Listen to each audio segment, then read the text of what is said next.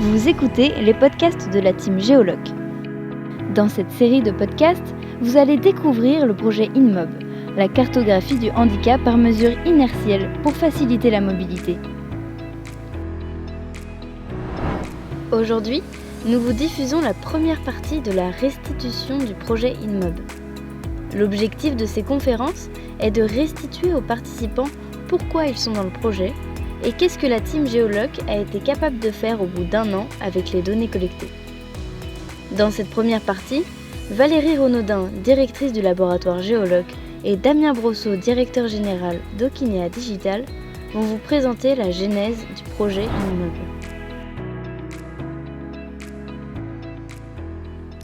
On attaque avec la genèse du projet qui nous regroupe aujourd'hui. Alors, est-ce que vous pouvez nous expliquer la mission du laboratoire Géoloc de l'université Gustave Eiffel ? Le laboratoire Géoloc s'intéresse à la géolocalisation pour améliorer la mobilité des personnes et des biens. Depuis plusieurs années, nous produisons de nouvelles manières de calculer la trace d'objets qui bougent. On appelle cela du positionnement dynamique, afin d'accompagner l'essor des nouvelles pratiques de mobilité et les nouveaux services basés sur la géolocalisation des porteurs. Traditionnellement, nous nous intéressons aux éléments du transport, type voiture, train, et même d'éléments plus importants, encore destinés au transport aérien ou maritime. Avec l'essor des objets connectés, nous nous sommes intéressés à Monsieur Tout-le-Monde, dans le cadre de ses déplacements, pour améliorer sa mobilité au quotidien. Quels sont les défis auxquels vous vous attaquez ? Le défi principal auquel on s'attaque aujourd'hui est de fournir une solution de géolocalisation précise et continue à un voyageur sur toute la chaîne multimodale, quelle que soit sa spécificité de déplacement, qu'il soit bien portant ou souffrant d'une déficience à la mobilité. On s'intéresse à ce défi-là, et vraiment c'en est un. Tout d'abord parce que les objets qui sont utilisés pour faire de la géolocalisation n'ont pas été conçus pour cela. Le grand public attend de ces objets une capacité à faire de la géolocalisation partout, dedans, dehors, dans l'ensemble de ses déplacements. Et ce n'est pas du tout ce qui se passait avant avec des navigateurs qui, eux, étaient développés spécifiquement pour certains moyens de transport, dont par exemple les voitures. Les attentes aujourd'hui, elles sont énormes autour des objets connectés parce que ces derniers comportent des capteurs, mais ces capteurs sont de très mauvaise qualité. Mais malgré cette mauvaise qualité, on attend que l'objet soit suffisamment intelligent pour comprendre qui je suis dans mes déplacements et me fournir la meilleure trace possible et finalement le meilleur guidage. Pourquoi nous nous intéressons à ces défis ? C'est simplement parce que c'est presque devenu un dû. On considère aujourd'hui que c'est quelque chose de disponible partout. On entend beaucoup parler d'objets connectés, de la puissance des smartphones ou encore de l'intelligence artificielle. Pour le grand public, les médias laissent entendre que la géolocalisation est une panacée, alors que dans la pratique, la précision obtenue est bien moins grande que celle que l'on imagine. Je pense qu'ici, vous en avez tous déjà fait l'expérience à de multiples reprises. La conséquence, c'est que beaucoup de services en pâtissent, dont les vôtres, ceux du guidage dans le cas d'une déficience visuelle. On parle ici notamment de guidage, d'accompagnement à la mobilité des personnes en situation de handicap, mais aussi de services d'urgence.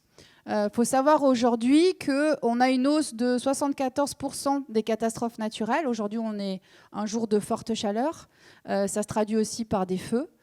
Et par exemple, une des problématiques qu'on a, c'est d'assurer la sécurité de pompiers en intervention dans des environnements qui sont complexes. Et on va retrouver les mêmes problématiques de signal qui ne se propage pas correctement, de difficultés parce qu'on a des infrastructures qui ne peuvent pas être équipées, qui se détruisent.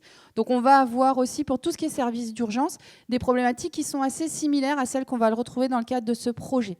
Donc on s'intéresse à ces défis au sens large. Quel lien faites-vous entre technologie et mobilité ?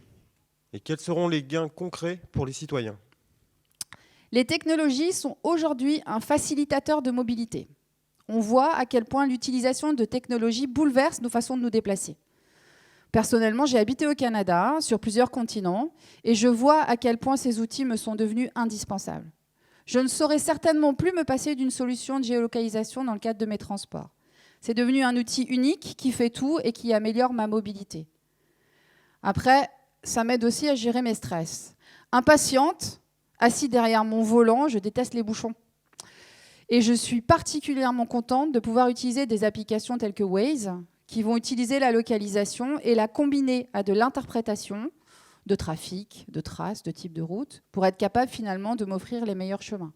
Soit dit en passant, aujourd'hui, on voit pas mal d'actions citoyennes qui cherchent à modifier les bases de données pour que les rues proposées par Waze ne soient pas visitées. Donc c'est efficace et en même temps, des fois, ça ne marche pas, quoi. Aujourd'hui, avec ces objets connectés, on est capable de s'adresser à tout un chacun dans sa spécificité. C'est un peu le Saint Graal, ce truc-là.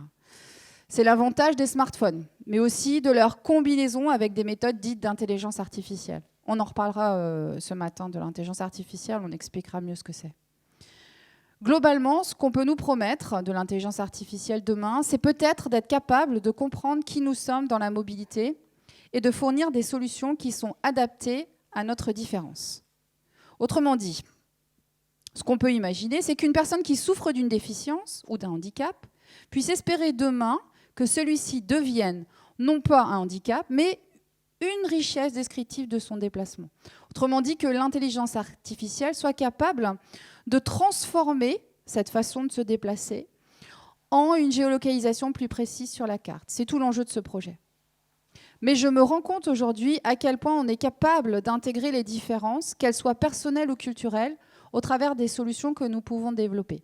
C'est à mon avis un gros changement, et c'est ce changement-là qu'on a dans le cadre de ce projet, où on cherche justement à non pas partir d'une technologie qu'on va introduire sur le marché en disant « voyons voir à qui on peut bien l'appliquer », mais plutôt à se dire « essayons de comprendre la spécificité du déplacement » et voyons comment on peut l'utiliser pour transformer nos technologies de géolocalisation. La mobilité inclusive, notamment pour les personnes en situation de handicap, semble être une utopie, ou au contraire une réalité à court terme? À mon avis, c'est une réalité à moyen terme, et soyons fous, peut-être à court terme.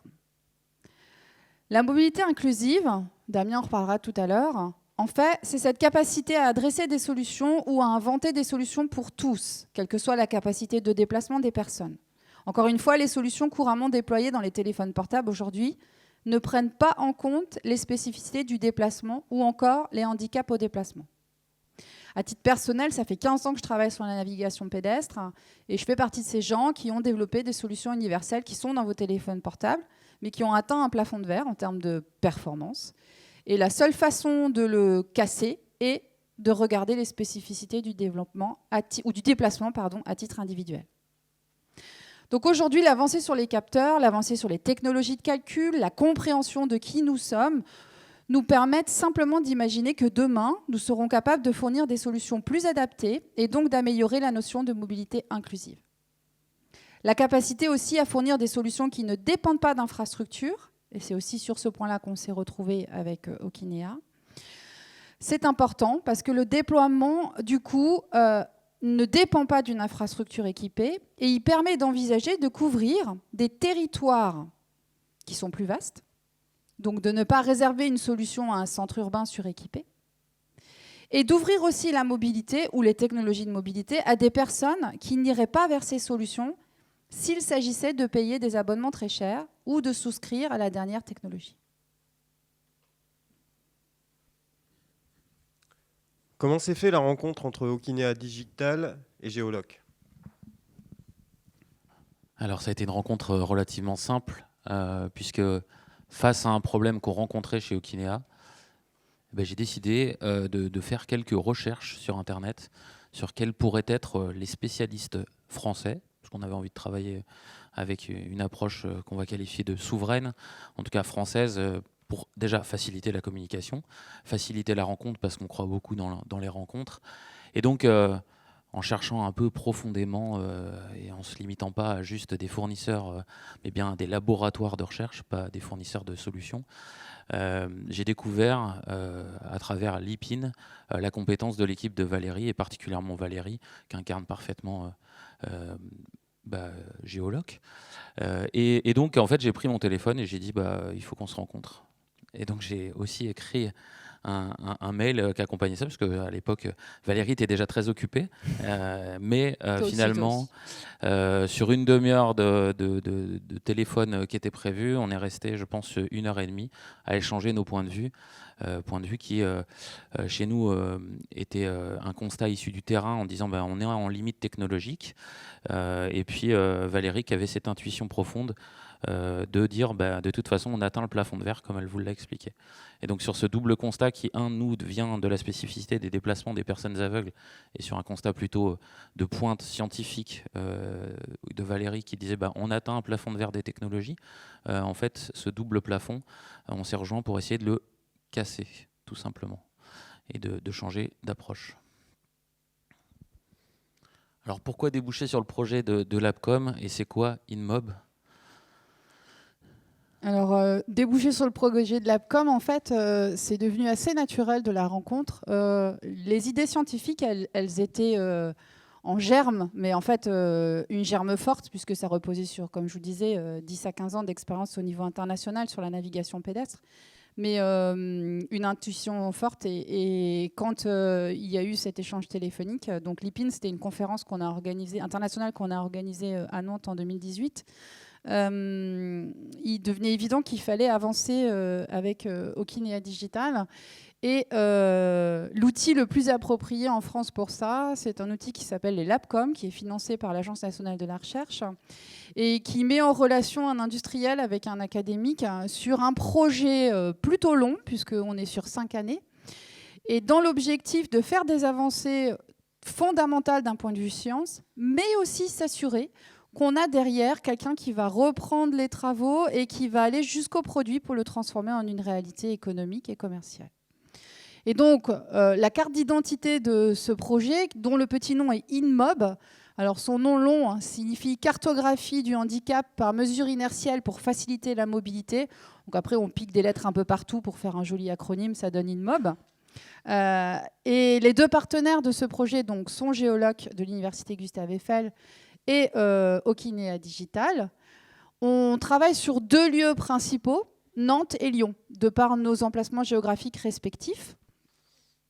Le projet est officiellement né en termes de T0 le 1er février 2021, mais il était en gestation depuis quand même pas mal de temps avant.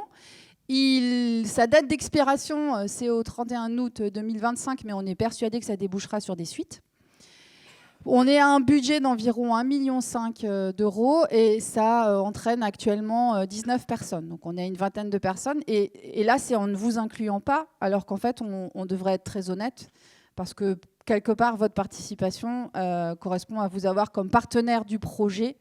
Donc finalement, on pourrait presque vous rajouter dans cet effectif d'équipe. Et quel est votre rôle dans le projet, Damien ? Alors vous le savez peut-être, mais quand un laboratoire travaille avec une approche scientifique, il n'y a pas d'immédiateté sur ce qu'on appelle le transfert technologique. On travaille sur des échelles de maturité technologique. Vous vous doutez bien qu'on n'a pas, entre le temps où on a commencé à géolocaliser quelqu'un sur un globe avec une constellation de satellites et son expansion dans nos smartphones, il y a eu quelques années de transfert et d'utilisation et de saturation, etc. Et bien, notre rôle, nous, chez Okinea Digital, ça va être de prendre l'approche théorique faite par le laboratoire, théorique et pratique, j'entends, avec ce qu'on appelle un portage des algorithmes qui sont développés au sein du laboratoire pour les mettre dans un smartphone. Et en fait, ça n'est pas, vous le savez, un simple copier-coller, puisqu'on a des capteurs qui sont nettement moins performants, malgré, effectivement, comme tu le disais, Valérie, la vision de l'omnipotence d'un smartphone, la puissance d'un smartphone, en fait, aujourd'hui, on est quand même limité par un certain nombre de freins qui sont dus principalement à des mesures d'économie sur des capteurs qui sont massivement répandus dans les smartphones. Autrement dit, pour faire un smartphone à 1 000 €, il n'y a pas de corrélation directe entre un smartphone à 1 000 € et la qualité des capteurs qui sont dedans, puisque les économies d'échelle amènent des choix industriels qui sont parfois au détriment de la précision et de la qualité des capteurs. Et ça, on le découvre au quotidien avec l'équipe de Valérie. Et donc aussi dans les rôles en fait attendus dans le cadre du projet, aujourd'hui dans le cadre d'intelligence artificielle, on a besoin d'observer souvent, quand j'en parle dans mon équipe, je dis qu'on est un peu comme des petits-enfants, c'est-à-dire qu'on est dans l'observation par des données de phénomènes qui se passent, et notre objectif va être après de les transformer dans des modélisations mathématiques et ensuite de les exploiter jusqu'à un calcul de traces qui est le plus précis possible. Sauf que pour pouvoir observer, il faut collecter des données. Et vu que dans le cadre de ce projet, on part du principe qu'on doit travailler avec l'individu pour remonter jusqu'au modèle mathématique en observation, si on n'a pas la participation de vous dans le cadre du projet, on n'est pas capable d'avancer. Et un laboratoire comme celui que je dirige n'a absolument pas pignon sur rue le jour où il décide de s'engager dans un projet sur le handicap. Ça veut dire qu'en fait, c'est pas forcément simple de rentrer dans votre milieu, qui est celui du handicap, et s'associer avec Okinea Digital, c'est aussi bénéficier de combien d'années d'expérience sur le terrain 30 ans. 30 ans 30 ans d'existence de l'entreprise au départ. Et je dois quand même te reconnaître, et à l'équipe particulièrement de géologues, toute l'énergie que vous avez mis dans votre acculturation au handicap visuel particulièrement et au lien avec les associations, ce qui n'est pas toujours évident dans le temps du laboratoire. C'est énormément de temps investi et des résultats qui sont quand même assez étonnants. Donc oui, on a l'expérience, nous, d'aller rassembler un panel à peu près partout en France. Nantes, on n'avait pas énormément d'attaches et vous avez su créer ces attaches-là, donc bravo pour ce travail en tout cas. Merci. Donc nous, on apprend plus vite avec eux et donc on bénéficie aussi de ce lien de confiance et cette histoire qui est créée sur le territoire national. Et ce qu'on a dans cette relation aujourd'hui, c'est une vraie confiance entre nos deux entités, avec un partage de connaissances fort, un partage aussi de résultats, d'état de l'art, d'enquête. Et puis, alors, il y a un truc que moi j'adore, c'est que grâce à eux, je peux aller tester sur le terrain des dernières technologies. Donc moi, en tant que laboratoire, je ne peux pas me permettre d'aller déployer des solutions commerciales partout, c'est juste pas possible. Et donc, parfois, ils m'offrent la possibilité d'aller, parfois même souvent, d'aller sur leur terrain et puis de jouer comme un enfant avec des outils et des technologies. Et je m'amuse, soyons clairs, je m'amuse à casser les systèmes. Et ensuite, je leur explique qu'est-ce que j'ai cassé et parfois, je les déprime puisqu'ils pensaient avoir trouvé le Saint Graal et moi, je le casse. Donc, heureusement, la dernière fois, la batterie du téléphone est tombée en rade au bout d'à peu près 1h30. Et donc, tout le monde était soulagé, mon équipe, parce qu'ils n'en pouvaient plus d'être dans le métro à Lyon. Et je pense aussi du côté d'Okinea, parce que j'arrêtais de casser leur système.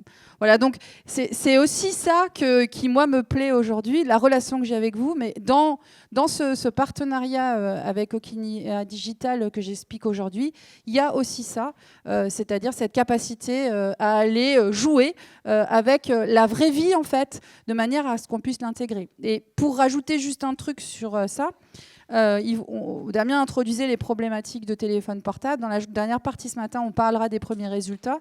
On a par exemple un truc aujourd'hui qui est vraiment pénible, c'est que des promesses de cadence d'acquisition de données, donc la rapidité à laquelle on peut accéder à de la donnée sur un téléphone portable, eh bien on découvre que dans les dernières versions des téléphones portables, c'est bridé.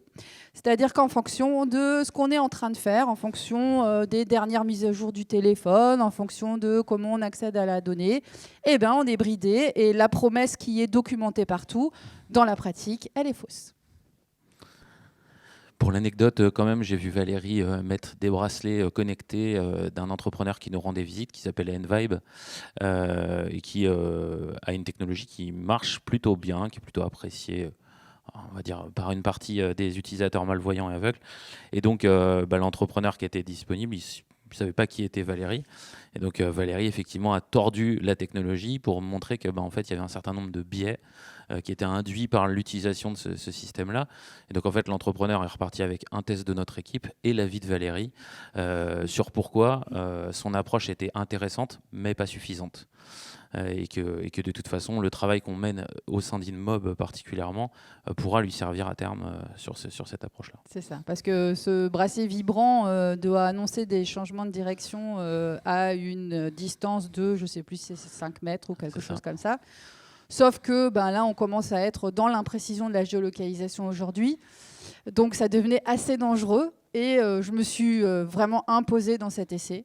Donc la conséquence, c'est que d'habitude, il conservait un bracelet à son poignet pendant la démonstration et il avait donc un retour direct qui lui permettait de commenter et donc de nuancer les imprécisions. Et là, il avait perdu sa solution témoin, en fait. Donc voilà, ça l'avait un petit peu déstabilisé. Dernière question ce matin. Qu'en attendez-vous ? Alors, nous, ce qu'on en attend, en fait, au sein de Géoloc, enfin, moi, j'en attends énormément. Toute l'équipe est mobilisée sur le projet. C'est un des plus gros projets qu'on a eu au laboratoire depuis longtemps. Et ça fait vraiment longtemps que j'avais ces idées en tête. Les premières soumissions de projets sur la thématique, je les ai faites en 2018. Donc, on a mis quand même de 2018 à 2021. Il faut savoir que dans la recherche, c'est pas simple de décrocher des fonds. Donc, c'est 2018 les premières soumissions de projets jusqu'en 2021 pour arriver à être financé sur la thématique. Donc, on voit que ça met du temps. Et ça veut dire qu'en fait, moi, je suis dans les starting blocks depuis encore avant. Parce que quand on fait un dépôt de projet en 2018, on l'a déjà dans la tête en 2016 ou en 2017. Donc, moi, j'en attends énormément parce que je souhaite voir si les intuitions, les idées qu'on a vont être fonctionnelles ou pas dans le cadre de ce projet. Et puis, j'en attends aussi d'autres choses. C'est qu'aujourd'hui, on est tous des fois en perte de quête de sens, même sur nos activités de recherche.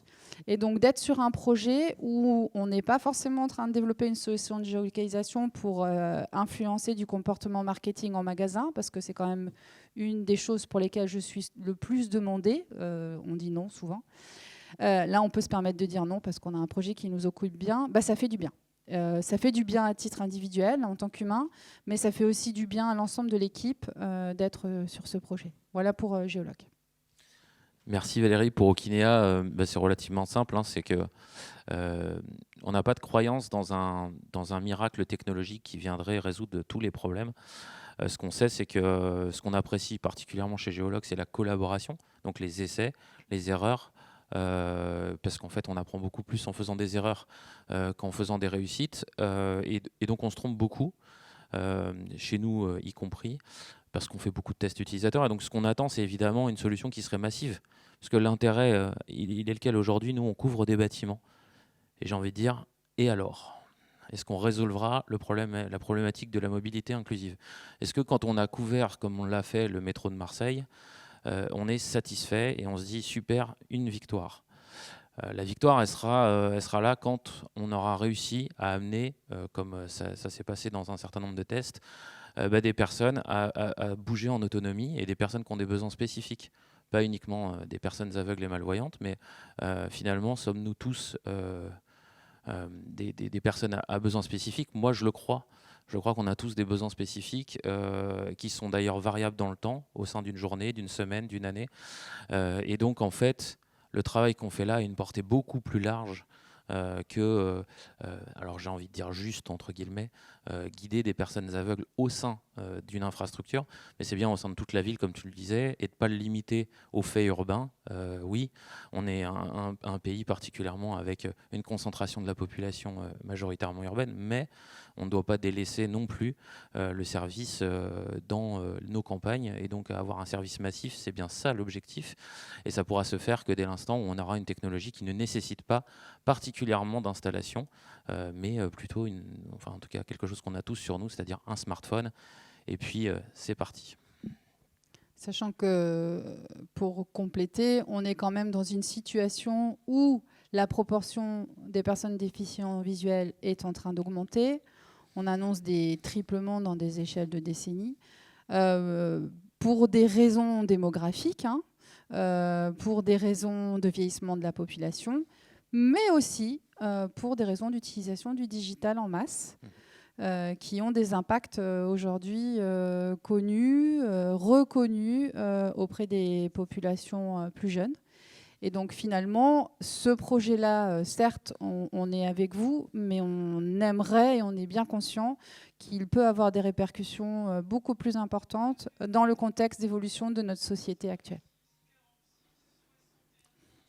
Voilà. On arrive là à la fin de no speech sur cette partie-là, donc on peut passer à des questions si vous avez déjà sur ce premier bout d'explication qu'on a fait qui était sur la genèse en fait du projet.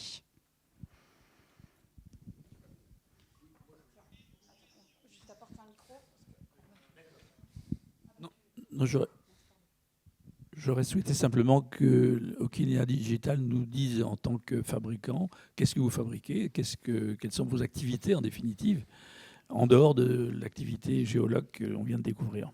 Tout à fait, je vais y venir juste après, donc je me permettrai de vous répondre de manière totalement illustrée, mais bien vu, effectivement.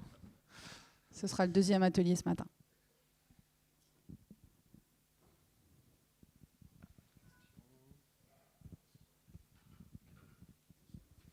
Non.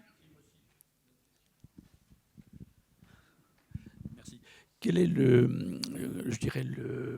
la difficulté qu'on peut éventuellement rencontrer en multipliant ces champs magnétiques, puisque ce sont des champs magnétiques en définitive, qui vont se multiplier avec ces activités croisées de l'activité des portables en définitive. Est-ce qu'il y a un risque quelconque sur la santé, tout simplement? Alors, je ne suis pas une spécialiste de l'impact des ondes sur la santé. J'ai mes expériences personnelles. Une des expériences que j'ai vécues était avec mes enfants au Canada, où ils faisaient grandir des plantes à distance plus ou moins éloignée de bornes en fait, qui émettent des ondes, et ils observaient l'impact sur la croissance des végétaux, et il y en a un. Donc ça, c'est des choses que j'ai déjà vues, mais je ne saurais pas vous répondre parce que je ne suis pas une spécialiste de l'impact des ondes sur la santé.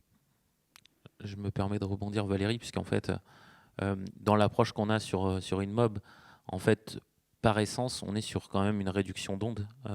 Oui, on n'en a pas en fait. Et effectivement, aujourd'hui, pour géolocaliser une personne, on est obligé de se fier soit à des... Enfin, tu es plus à même à expliquer que moi, mais soit à des balises Bluetooth, voilà, par exemple dans un métro, ce qui émet du coup des ondes. Alors que l'approche, le changement qu'on est en train d'opérer, tu peux l'expliquer. Ouais. Oui, effectivement, c'est le volet que j'étais trop scolaire sur la réponse.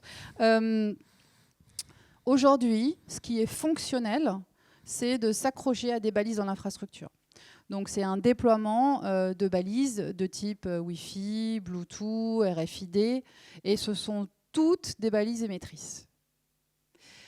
Pour répondre aux besoins de précision, et c'est ce que vit Okinéa Digital, et moi ça me fait toujours rigoler, mais la réponse apportée, c'est une densification du nombre de balises. Donc souvent je le compare en explication à un passage à la caisse. Lorsque vous passez à la caisse, pour que votre aliment soit enregistré en termes de prix, vous avez un code barre, et quand votre aliment passe devant le lecteur, le prix est enregistré. Eh bien, il faut imaginer ces balises comme autant de lecteurs de code barre. Et vous êtes un code barre ambulant. Plus je vais déployer de balises dans mon infrastructure, plus ma précision va être grande. Alors, bien sûr, on va faire ça de façon un peu plus intelligente. On va faire de la modélisation, de la propagation du canal. On va essayer de voir la puissance, la réduction de la puissance en fonction de la distance. On va essayer de voir plusieurs balises. Bon, bref, d'un point de vue scientifique, il y a beaucoup de choses qui sont faites, des méthodes de fingerprinting, etc. Mais moi, je suis contre ce truc depuis le début de mes travaux. Donc, depuis les années 2004-2005, où je me suis intéressée à la navigation PDS, j'ai choisi de ne pas le faire. Alors, naturellement, il y a des problèmes de performance. Mais ma première motivation, ce n'était pas celle-là. C'était celle de pouvoir bénéficier d'une technologie sans laisser de traces. Parce que finalement, toutes ces balises sont des balises communicantes. À partir du moment où ce sont des balises communicantes, vous êtes en connexion avec une infrastructure où vous allez laisser des traces de votre passage. Or, moi, travaillant dans la localisation depuis pas mal d'années, je ne souhaite pas laisser de traces. Donc, à titre, par exemple, individuel, souvent on me dit « mais pourquoi tu n'actives pas la géolocalisation sur le téléphone portable de tes enfants ?» Et je dis toujours « il en est hors de question ». Donc, on va dire que là, on est de l'ordre d'une valeur et d'un principe personnel. Donc, depuis ce temps-là, je développe des solutions qui n'utilisent pas les systèmes radio-télécom terrestres. C'est une contrainte que j'ai imposée à notre approche. Est arrivée ensuite la RGPD, donc le règlement de protection des données privées au niveau européen. Et tout d'un coup, de l'uluberlu que j'étais, je devenais à la mode. Parce qu'il y avait un règlement européen qui disait que ce serait bien d'adopter un principe qui s'appelle en anglais le privacy by design. Donc ça veut dire le principe de protection de la vie privée dès la conception technologique. Et là, tout d'un coup, j'étais magnifique, je fais ça depuis pas mal d'années. Et dans le cadre de ce projet aujourd'hui, on continue à être dans cette approche. Ça veut dire que dans le cadre du téléphone portable, on va limiter l'utilisation à des signaux qui respectent ce concept. Donc tout ce qui va être capteur inertiel, champ magnétique, baromètre, qui font des mesures de principes physiques, ça respecte ce fondamental et personne ne le questionne. Quand on parle du GPS, là, les gens se posent la question, parce que le GPS a tellement été vulgarisé comme mot qu'il a aujourd'hui une dimension qui est beaucoup plus grande que ce qu'il est en réalité. Ça veut dire que par GPS, les gens voient l'outil, la trace, l'application, tout ce qu'il y a dans le système. Or, le GPS, si on veut le comprendre, et c'est comme ça que je l'explique en cours, je dis c'est comme un poste de radio. Lorsque vous avez votre poste radio, vous l'allumez, et quand vous l'allumez, vous allez capter un signal ambiant, et en tout d'un coup, votre poste radio va être capable de transformer cette information en une information audible. Le GPS, c'est exactement la même chose, c'est un signal ambiant. Il n'y a pas de transmission avec un satellite ou de transmission avec une infrastructure terrestre. Donc, du coup, c'est pour ça qu'on peut utiliser le GPS dans le désert, par exemple, ou en mode avion. Et donc, dans le cadre de ce projet, on va, nous, aussi utiliser la partie GPS et GNSS au sens large, on reparlera de Galileo. Et donc, toutes ces technologies-là n'utilisent pas d'ondes. Elles sont passives. Ça veut dire que la solution sur laquelle on travaille, elle va, dans la pratique, avoir comme conséquence qu'on peut diminuer le nombre de balises requises dans l'infrastructure jusqu'à aller à 0, puisque nous, ce qu'on souhaite, c'est 0, et c'est comme ça qu'on fonctionne. Et donc, globalement, ça devrait avoir pour impact, finalement, que l'infrastructure sera moins communicante et donc moins productrice d'ondes. Et notre technologie, par défaut, elle ne produit pas d'ondes, elle est passive. Voilà.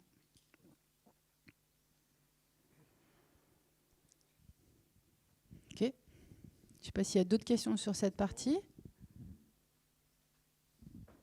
Non. Bah alors on peut passer. Enfin, tu voulais poser une question? Pardon. T'es pas obligé, hein. Si t'en as une que tu as envie de poser, c'est le moment. Vas-y.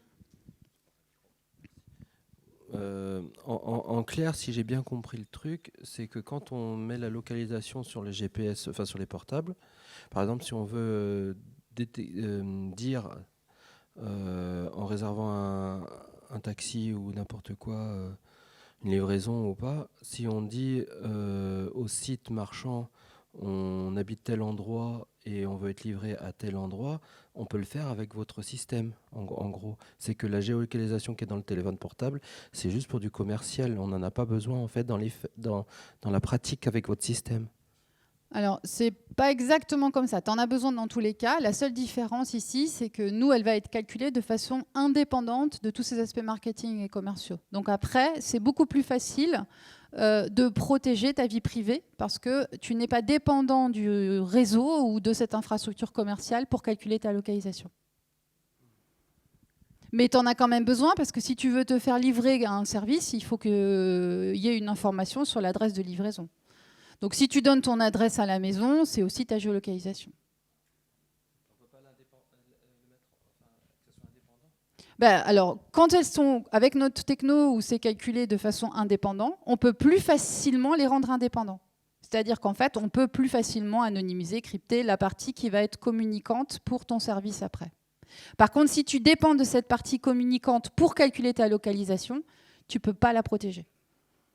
Ça fait partie de tous les problèmes qu'il y a eu aussi sur tout ce qui était tracking Covid. Ah ouais. Moi, j'avais désactivé l'application d'anti-Covid au niveau de la géolocalisation. Donc, on ne pouvait pas me repérer, savoir si j'étais dans le coin ou pas. C'est ça, en gros? Oui. Alors, tout ce qui était géolocalisation sur anti-Covid, c'était ce qu'on appelle du tracking Bluetooth. Ouais. Donc, en fait, là, on est de nouveau dans mes histoires de code barre à la caisse, en fait. C'est-à-dire qu'en fait, on détecte la proximité de quelqu'un dans l'environnement qui émet un signal. Donc, c'est la même chose qu'un article qui passe en code barre à la caisse. Et le problème qu'il y a là-dessus, c'est que les signaux qui sont envoyés sont des signaux qui ne vont pas tout droit dans un environnement. En fait, c'est un peu comme des balles de ping-pong. Dans un environnement donné, le signal il peut être réfléchi par les murs, le mobilier urbain.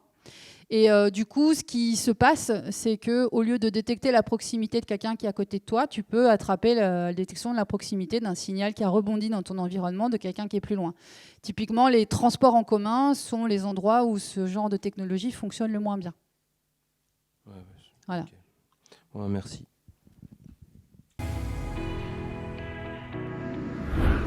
Merci d'avoir écouté cet épisode. Vous êtes intéressé pour participer à une expérimentation ? Ou vous voudriez simplement nous poser une question ?